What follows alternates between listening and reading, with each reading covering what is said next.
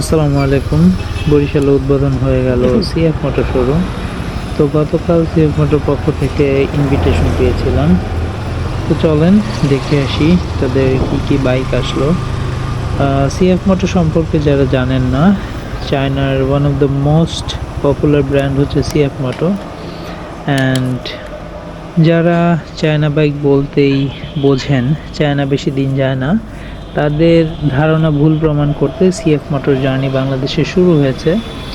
তো CF motor একটা Chinese brand হওয়া সত্ত্বেও সিএফ মোটর কিন্তু ইউরোপ স্ট্যান্ডার্ড মেনটেন করে বাইক উৎপাদন করে এবং বাংলাদেশে ইউরোপ স্ট্যান্ডার্ড মেনটেন করেই বাইক নিয়ে এসেছে।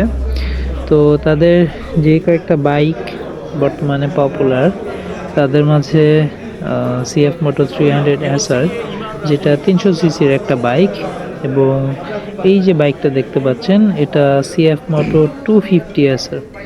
তো এটা 250 সিসির একটা বাইক আর এটা হচ্ছে 300 সিসির একটা bike. Both of the bike is quite good. And ওদের এটা হচ্ছে স্পেশাল এডিশন। এই যে কালার কম্বিনেশনটা দেখতে পাচ্ছেন, এটা স্পেশাল এডিশন হিসেবে এসেছে। সচরাচর এই বাইকটা আপনারা পাবেন না।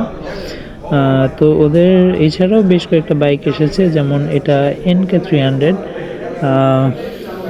ওদের স্কুটিও আছে।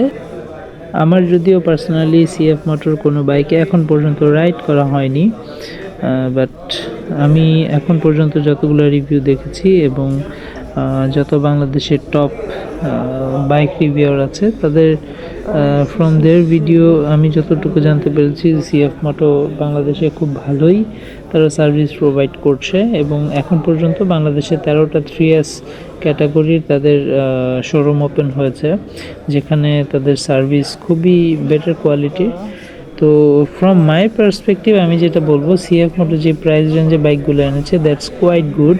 তো এখানে তাদের একটু টেকনিক্যালি তারা কাজ করেছে, তারা বাইকের প্রাইস রিডিউস করে কিন্তু তারা পার্টসের প্রাইসগুলো একটু বেশি ধরেছে। তো এটা হতে পারে তাদের বিজনেস ট্যাকটিক্স বাংলাদেশে বেঁচে থাকার জন্য, যেহেতু বাংলাদেশে প্রাইস নিয়ে একটা বড় ধরনের খেলা হয়ে থাকে।